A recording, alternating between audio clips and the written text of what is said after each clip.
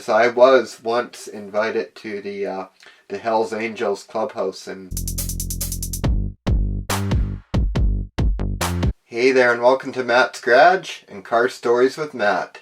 When I was younger, I used to cut a lot of grass for people around the little rural Saskatchewan town where I grew up, and when I was about 13, I got asked to cut this guy's grass. He asked me to cut it, and he also asked me to look after his gardens and kind of watch his house and things like that, kind of just caretake the yard and make sure all the doors were secure and stuff, because he was a long distance trucker and he used to run down across the border into the US all the time, and he'd be gone for like 6 weeks at a time.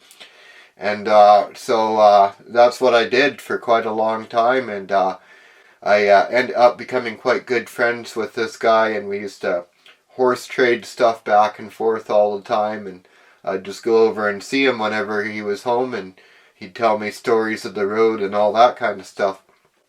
But anyways, this guy was what you'd call a biker, and he had a Harley Davidson and everything. That was one of the things I was supposed to watch, and so he kind of got me into motorcycles, and I actually traded my way into my first motorcycle. It was a street legal dirt bike that he had, a 175 Yamaha IT. It was a 1977 model, like one of the blue ones, and it was in really nice shape. It was something that he had gotten off of somebody, where it had sat in a shed for like 20 years, since it was almost new. It had been sitting in a shed, and so it was just in really nice condition and everything, but it hadn't run forever. And so he got this bike, and I was over visiting, and he got me to sort of help him get it running and everything. And I now know that he probably intended for me to get the bike all along. That's probably why he brought the bike home. But anyways, we ended up horse trading. I actually had my off-road go-kart at the time, and I ended up trading him the go-kart for that, and an old lawnmower, if I remember right. And so this dirt bike ran, but it kind of kept getting clogged up in the carburetor because the fuel tank was all dirty and everything. And so I set to work cleaning out the fuel system and everything.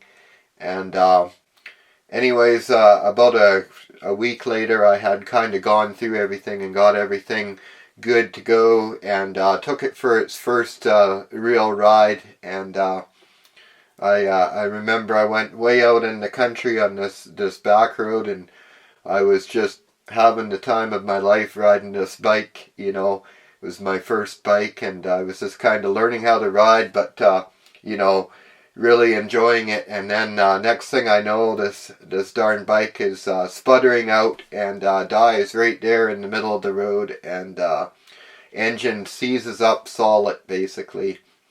And so I actually hitched a ride with a farmer in a passing grain truck. This was middle of summer, so at least it wasn't cold or anything. And so he gives me a ride back to town, and my dad and I head out in the little Nissan truck and pick up the bike. And I think I right away started tearing it apart. I can't quite remember, but I think I took the head off of it, and it was a mess in there. It looked like it had been sandblasted at the top of the piston. Even worse than that. I mean, it was just gouges in it everywhere, and looked like it had just been completely beat up in there. And so at the time, we actually thought that it had been vandalized, that somebody had put sugar in the gas tank, and I don't think that's what it was.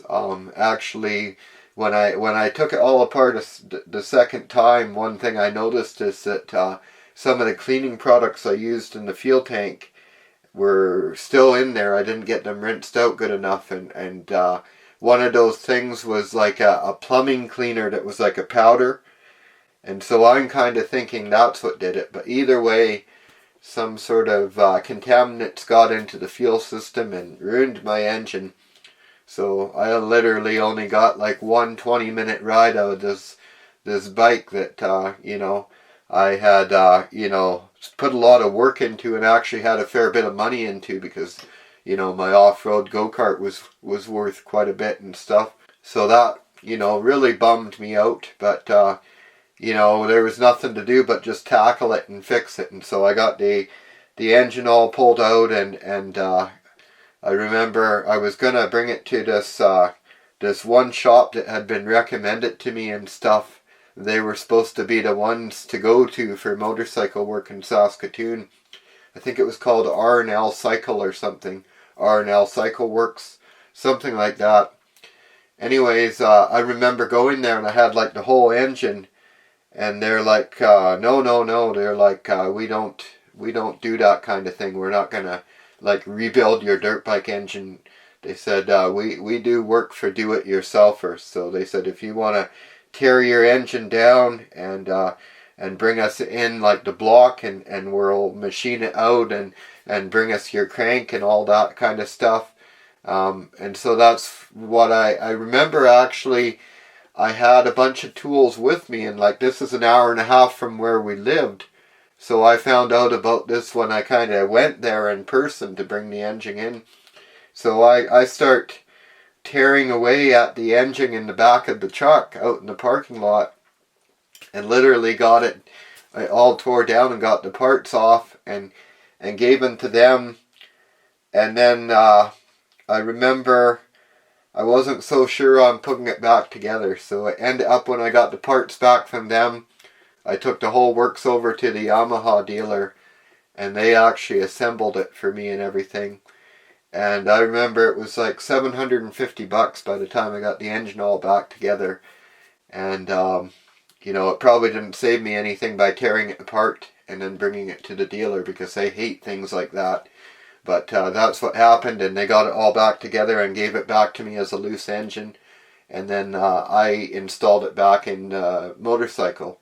So that all went pretty good. I remember I had to get my friend who sold it to me down the road to help me set up the carburetor and everything when I got it back together. But other than that, got it back together, ran great. Actually rode it for a long time, and then it got to the point where I was actually old enough to get an actual motorcycle license.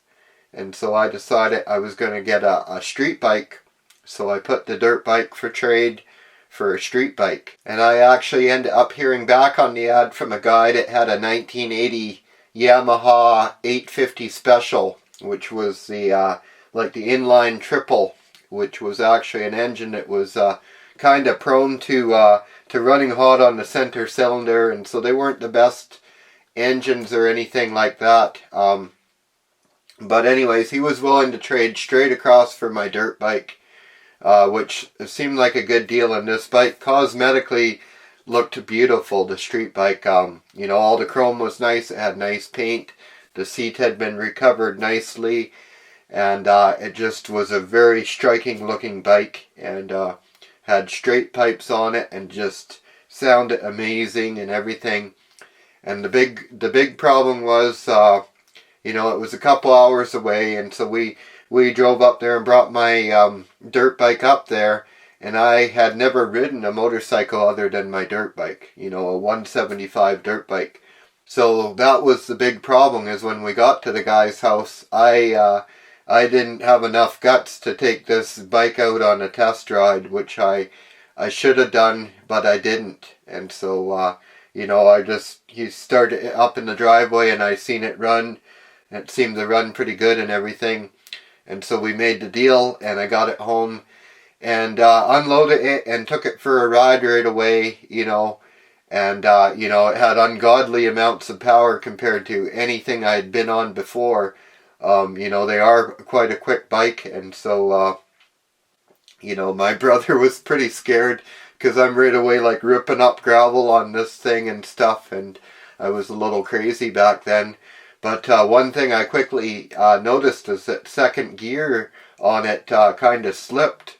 It was like it was missing a tooth, and it would jump really bad in second gear when you got on it. So I quickly learned that you just had to skip the second gear, and so that's how I'd ride it. I'd rev it a little higher in first and then skip over second and go straight into third.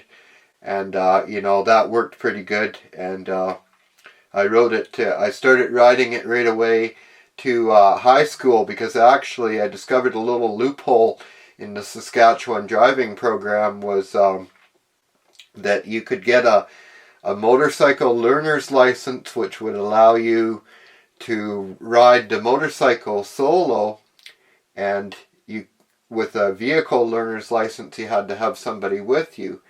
And what had happened is I was actually eligible to write my driver's exam, but I had failed it, and you had to wait before you could retest. I forget how long you had to wait, but anyways, I didn't want to wait. I wanted to, ride into high school on this motorcycle on the first day, or drive in there in a car or whatever. I wanted to have something out in the school parking lot like all the other cool kids. And so I showed up to high school riding this just awesome motorcycle, dressed all in black leather, and I felt like a total badass. And this lasted for a couple weeks, and just riding this bike through town and stuff, everybody on the sidewalk would turn to look at it and stuff, because it was loud. And I was riding it around quite aggressively and stuff too.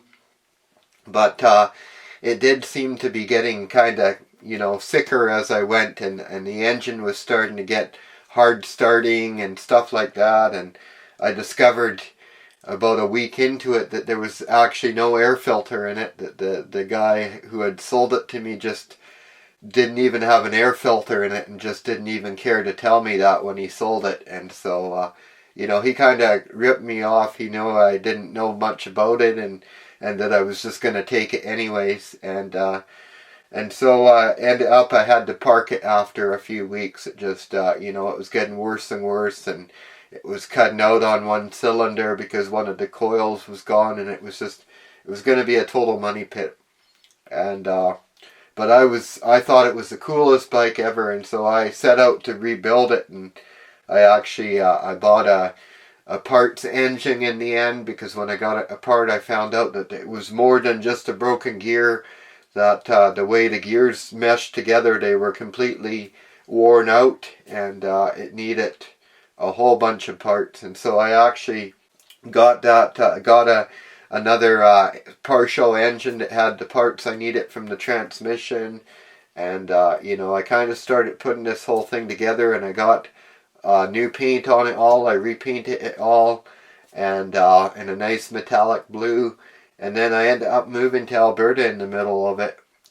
And unfortunately I had just stacks of car parts, and I had my motorcycle parts in with them. And so when I gathered together all the parts for this, I ended up leaving the crankshaft behind with some other parts that were just going to go to the dump. They were, like we left them behind at the house there. And, the next owners just cleared it out and took it to the dump. And so that's what happened to that bike, is I ended up lacking a crankshaft for it. So I ended up selling it to somebody for parts. And in the meantime, I was still very much into bikes. So after that bike broke down, I had actually bought a dilapidated Honda CB750, 1974, and I was goofing around with that, and I had got it running, but it only ran on one cylinder.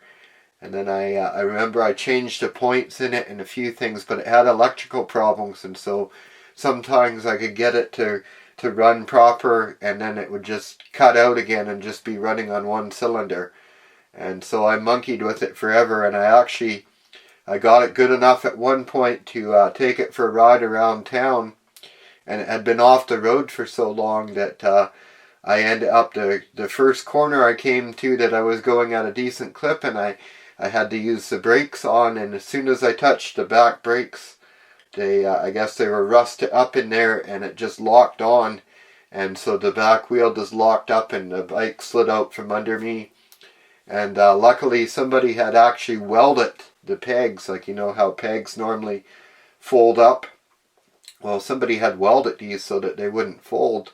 And so that kind of, the bike landed on the peg and never hurt my leg or anything like that. And I was just fine. And the only real damage is it just broke one of the signal lights off the bike. So I picked it up and got the back wheel freed up and kept on going kind of thing. But never really got that bike to a point where I could, seriously ride it. And I just wanted, a reliable bike that I could go on rides with and stuff. And so I bought a 2003 Suzuki Gz250, or it was also called a Suzuki Marauder. Suzuki Marauder Gz250, I believe was the full name of it.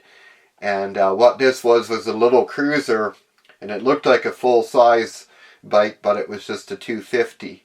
Like, all the other bikers would wave to me and everything when I was going down the highway, because it looked like a real big, like a Harley or something from a distance, and it had all the chrome on it and everything. So I got that because it was kind of just like an entry-level bike, and I could afford to buy it brand new. And plus I got it was a 2003, and I bought it when the 2004s had already come out. So I got it, for about $500 off the sticker price on it, and got it a bit cheaper, and I was just fine with that. So I, started riding that right away, and actually put a couple thousand kilometers on it almost instantly. Like I was working quite a ways away from my parents' place, so I took a couple trips out there. I remember I took this terrible trip through this rainstorm in like late fall, and it was just so cold and so windy and so wet. I had to get off the bike like every 20 minutes, half an hour, and just thaw out my hands on the muffler. And it was like a 4.5 hour ride, and I got about 3 hours into it, and I couldn't finish it. And so I gave up and pulled into a motel for the night, and wished instantly that I had kept going, because this stupid motel didn't have any heat on yet. They had like a boiler system, so there was no heat turned on, and they just had like really thin blankets on the bed, and all my clothes were wet.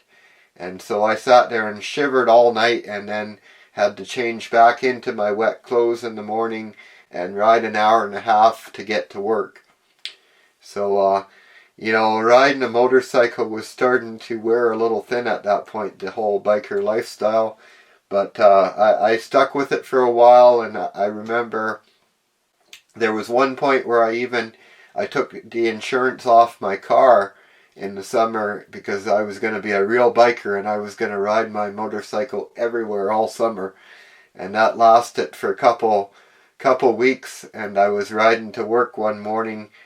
This was on a gravel road that I was working on too, and going along about 80 kilometers an hour, about 50 miles an hour, and a deer jumped over the barbed wire fence and came running across the road in front of me, and I missed him by inches, and my whole life kind of flashed before my eyes right there, and that was kind of the beginning of the end for me. That and a few mishaps I had on the road with cars that just didn't see me, that kind of thing. All that combined with the fact that I had an ever worsening back condition that, riding a motorcycle wasn't great for. I just eventually gave up riding. And I kind of picked it up again a bit when I was in the Philippines, and rode there a bit and enjoyed it. And, I could hop on a bike today and certainly seek some enjoyment out of it. I certainly see the appeal still, but with all the traffic on the road nowadays, and some of the near misses I've just witnessed other bikers having, I just am not inspired to ride again. I have a family now and everything, and I don't want to ever put them through that. So that's where I'm at on motorcycles now. But respect to anyone who rides, and just stay safe out there. And I do hope you enjoyed this story. my story about my biker lifestyle. And one other interesting tidbit is I was once invited to the Hells Angels clubhouse in Saskatoon for a meeting. I politely declined, but that was actually kind of an honor at the time to be invited there. I don't feel like I would have really fit in, but I do hope you enjoyed this car story with Matt. Thanks a lot for tuning in. Don't forget to like and subscribe, and have yourself a great day.